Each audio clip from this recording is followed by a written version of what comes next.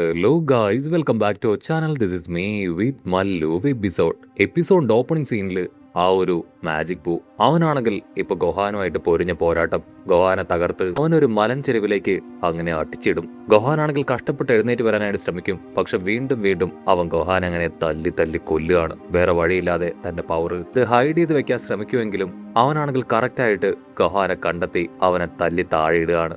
ഡെൻഡ ആണെങ്കിൽ അവന്റെ അവസ്ഥ കണ്ട് അവനെ ഹീൽ ചെയ്യും. പക്ഷേ ാണെങ്കിൽ അപ്പോഴും യാതൊരു ദാക്ഷിണ്യവും ഇല്ലാതെ അവനെ അറ്റാക്ക് ചെയ്തുകൊണ്ടേയിരിക്കും. അതിനുശേഷം ഡെൻഡെ അറ്റാക്ക് ചെയ്യാൻ ശ്രമിക്കുന്ന അതേ സമയത്തായിരിക്കും സാക്ഷാൽ ആഷ്ലാഡ്സ്മാൻ അവർക്ക് സഹായത്തിന് അവിടേക്ക് എത്തുക.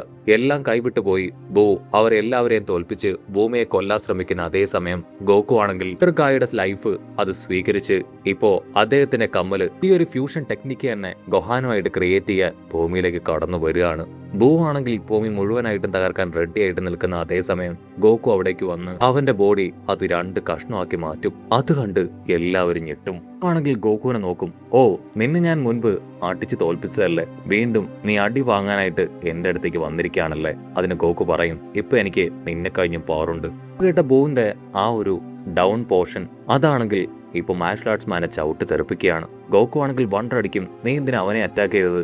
അതിനവനാണെങ്കിൽ അവന്റെ ബോഡി ആക്ട് നോർമലാക്കി ഗോകുവിനോട് പറയും, അവന് പോരാടാൻ അറിയാം, അതുകൊണ്ടാണ് ഈ ശിക്ഷ ഞാൻ അവന് കൊടുത്തത്. നിന്റെ കയ്യിൽ ഇപ്പൊ എന്നെ കഴിഞ്ഞും പോരണ്ടെന്നാണോ നീ പറയണേ? എനിക്ക് ആ സീക്രട്ട് എന്താണെന്ന് കണ്ടുപിടിക്കാൻ കഴിയും. ആണെങ്കിൽ ഗോകുവിനോട് പറയും, നിനക്ക് ഒരു പവറും ഇല്ല, നിന്നെക്കൊണ്ട് ഒരിക്കലും എന്നെ തോൽപ്പിക്കാനായിട്ട് പറ്റില്ല. അത് കേട്ട് ഗോകു ആണെങ്കിൽ ബോവിന്റെ അടുത്ത് കോൺഫിഡൻസോടുകൂടെ പറയും, ഞാൻ വന്നിരിക്കുന്നത് പുതിയ പവറുമായിട്ടാണ്, ഉറപ്പായാലും നിന്നെ തോൽപ്പിക്കാൻ എനിക്ക് കഴിയുമെന്ന് പറഞ്ഞ് ഒരു കമ്മലെടുത്ത് ഗോഹാന്റെ നേർക്ക് വലിച്ചെറിയും. ഗോഹാൻ, എത്രയും വേഗം നിന്റെ കാതിൽ ആ ഒരു കമ്മലിട്. ഗോഹാൻ ആണെങ്കിൽ എന്താണെന്ന് മനസ്സിലാവില്ല. പെട്ടെന്നുള്ള ആക്ഷനിൽ അവൻ ആ കമ്മല് അത് പിടിക്കാനായിട്ട് കഴിയില്ല.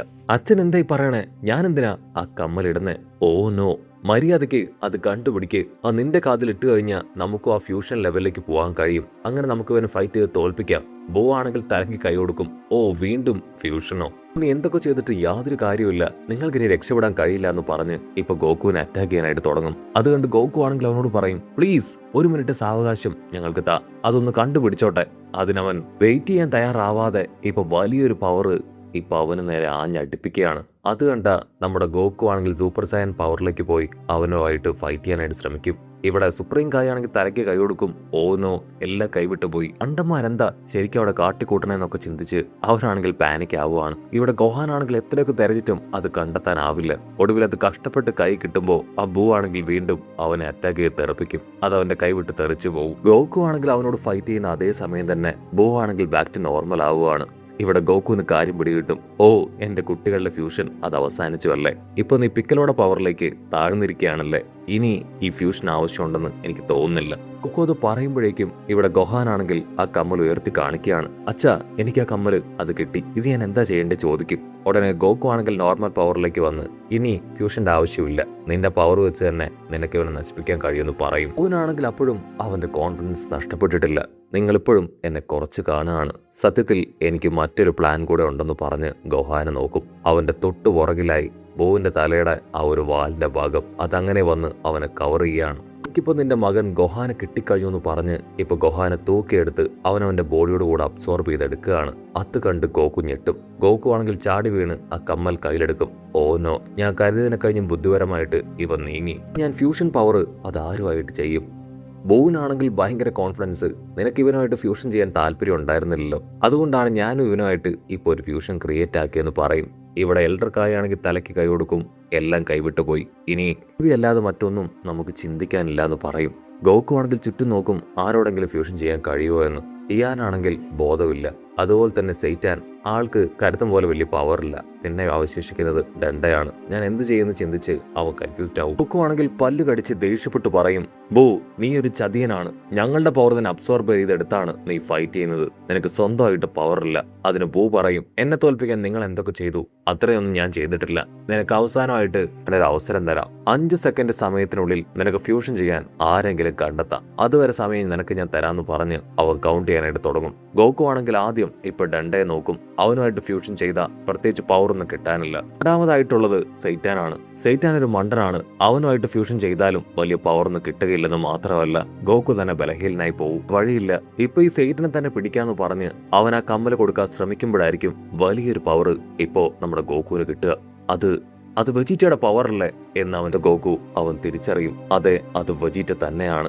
ഇവിടെ വെജീറ്റയുമായിട്ട് ആ ഒരു ഗ്രാൻഡ് എൽഡർ ലേഡി അവരവിടേക്ക് എത്തിക്കഴിഞ്ഞു. ആണെങ്കിൽ 5 തവണ കൗണ്ട് അത് അവസാനിപ്പിച്ച് ഇപ്പോ ഗോകുവിനെ അറ്റാക്ക് ചെയ്യാനായിട്ട് ശ്രമിക്കും. അവൻ ഇൻസ്റ്റന്റ് ട്രാൻസ്മിഷൻ ഉപയോഗിച്ച് അവിടുന്ന് വെജീറ്റയുടെ അടുത്തേക്ക് വരികയാണ്.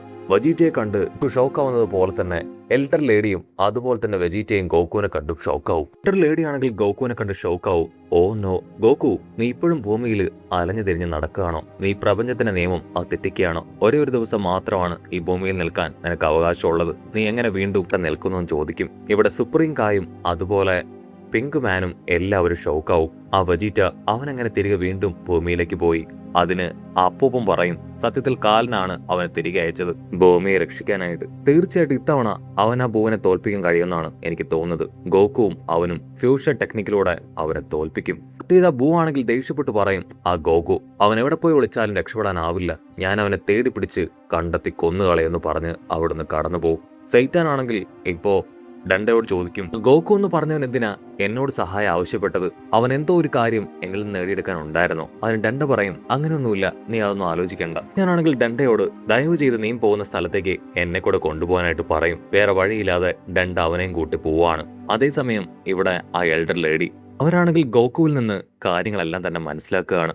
ഓ, അപ്പോ ആ ഒരു എൽഡർ സുപ്രീം കായാണല്ലേ നിനക്ക് ഈ പവറൊക്കെ തന്ന് വീണ്ടും നിന്നെ ഭൂമിയിലേക്ക് അയച്ചത്. ഓക്കെ, കുഴപ്പമില്ല, എത്രയും വേഗം നിനക്ക് അവനെ നശിപ്പിക്കാൻ കഴിയട്ടെ. ഗോകുവാണെങ്കിൽ ഇപ്പോൾ ആ ബോവിന്റെ പവർ അത് തിരിച്ചറിയും. എൽഡർ ലേഡി, നിങ്ങളെ ഒരു നിമിഷം പോലും ഇവിടെ നിൽക്കാനായിട്ട് പാടില്ല. അവൻ ഇവിടേക്ക് എത്തിക്കഴിഞ്ഞു. അത് കേട്ട് അവരവിടുന്ന് കടന്നു പോകും. ഗോകു ആണെങ്കിൽ അവനോട് റിക്വസ്റ്റ് ചെയ്യും, ദയവ് ചെയ്ത് നീ ഈ കമ്മൽ അണിയണം. ഫ്യൂഷൻ ചെയ്ത് നമുക്ക് രണ്ടുപേർക്കും അയാൾ മാത്രമേ ആ മാസീവ് പവർ ഉപയോഗിച്ച് നമുക്ക് അവനെ തകർക്കാൻ കഴിയുമെന്ന് പറയും. പക്ഷെ വെജീറ്റ ആണെങ്കിൽ അതിന് തയ്യാറാവില്ല.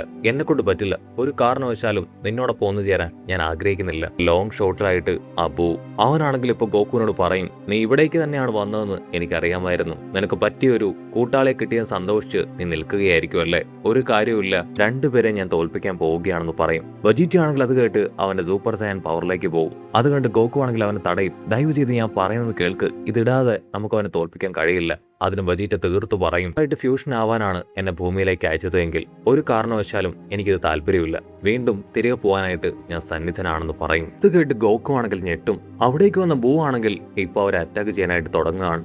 ഗോകുവും വെജീറ്റയും അവരൊരുമിച്ച് അവന്റെ അറ്റാക്കുകളെല്ലാം ഓരോ ഭാഗത്തേക്ക് ഡൈവേർട്ട് ചെയ്ത് കളയും. ഇതിൽ വെജീറ്റയെ നോക്കും, ഞാൻ നിന്നെ മുൻപ് കണ്ടിട്ടുണ്ട്. ഭൂമിയിലേക്ക് വന്നപ്പോ ഞാൻ ആദ്യമായിട്ട് പോരാടിയത് നീയുമായിട്ടല്ലേ? നിന്നെ ഞാൻ തല്ലിക്കൊന്നല്ലേ? നീ വീണ്ടും എന്നോട് പോരാടാനായിട്ട് വന്നുവല്ലേ? നിന്റെ ധൈര്യം അത് സമ്മതിക്കണമെന്ന് പറയും. കട്ട് ചെയ്താ ഇവിടെ ആണെങ്കിൽ അവന്റെ പവർ ഉപയോഗിച്ച് മാർഷൽ ആർട്സ്മാൻ അങ്ങനെ ഹീൽ ചെയ്ത് ബാക്ക് ടു നോർമൽ ആക്കുകയാണ്. അതുകൊണ്ട് സെയ്റ്റാൻ ആണെങ്കിൽ ഷോക്കാവും. മാർഷൽ ആർട്സ് മാൻ ആണെങ്കിൽ ഇപ്പോ ബോവും അതുപോലെ തന്നെ ഗോകു എവിടെയും ചോദിക്കും.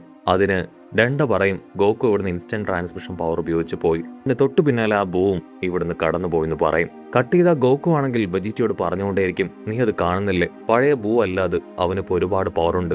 അത് കേട്ട് വെജീറ്റ പറയും, കണ്ണുപൊട്ടനൊന്നും അല്ല, എനിക്കിത് കാണാൻ കഴിയുന്നുണ്ട്. പക്ഷെ സയാൻസിന്റെ എല്ലാ പവർ ഉപയോഗിച്ച് ഞാൻ അവനെ പ്രതിരോധിക്കുന്നു പറഞ്ഞ് അവന്റെ പവറുകളെല്ലാം ഉപയോഗിച്ച് അവൻ ബൂവിനെ ആക്രമിക്കുകയാണ്. അതിനുശേഷം അവൻ ബൂവായിട്ട് പൊരിഞ്ഞ പോരാട്ടം. ബൂ അവന്റെ പഞ്ചുകൾ എല്ലാം തന്നെ ഈസി ആയിട്ട് ബ്ലോക്ക് ചെയ്ത് അവനെ പിടിച്ചു വലിച്ച് അങ്ങനെ വടക്കി ലോക്ക് ചെയ്യുകയാണ്. അത് കണ്ട നമ്മുടെ ഗോകു അവന്റെ സൂപ്പർ സയൻ പവറിലേക്ക് പോയി വെജീറ്റയെ രക്ഷിക്കാൻ അവന്റെ അടുത്തേക്ക് പാഞ്ഞെത്തും. ഗോകു ആണെങ്കിൽ അവന്റെ കൈ തട്ടി മാറ്റി വെജീറ്റയെ പുറത്തേക്ക് കൊണ്ടുവരും.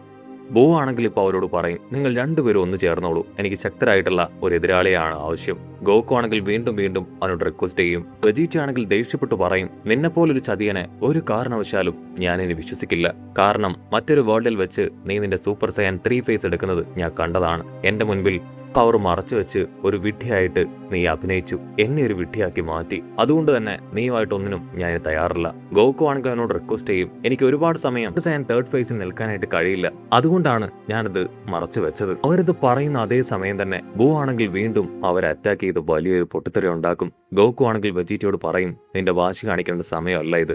നിന്റെ മകൻ ട്രങ്ക്സ്, എന്റെ മകൻ കോട്ടൻ, ചീച്ചി, നിന്റെ ഭാര്യ പുൽമ, അങ്ങനെ എല്ലാവരും ഇപ്പൊ അവന്റെ പിടിയിലാണ്.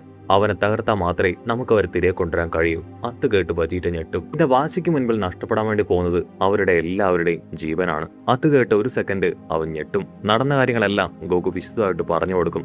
അത് കേട്ട വജീറ്റ ആണെങ്കിൽ ഗോകുവിനോട് ചോദിക്കും, നമ്മൾ രണ്ടുപേരും ചേർന്ന് ഈ ഒരു ഫ്യൂഷൻ ചെയ്താൽ അവരെ തിരികെ കൊണ്ടുവരാൻ പറ്റുമെന്ന് നിനക്ക് ഉറപ്പുണ്ടോ? അതിന് ഗോകു പറയും, അതെനിക്ക് ഉറപ്പ് പറയാൻ കഴിയില്ല, പക്ഷെ ഇതല്ലാതെ മറ്റൊരു വഴി ഇനി ആരുടെയും മുൻപിലില്ല. വജീറ്റയാണെങ്കിൽ മനസ്സ് മാറി ആ ഒരു കമ്മൽ തരാനായിട്ട് ആവശ്യപ്പെടും. ഗോകു അത് ഇട്ടുകൊടുക്കും. വജീറ്റ അത് അവന്റെ കാതിൽ അണിയാണ്. അടുത്ത നിമിഷം ബൂ ആണെങ്കിൽ അവരെ തകർക്കാനായിട്ട് പാഞ്ഞടുക്കും.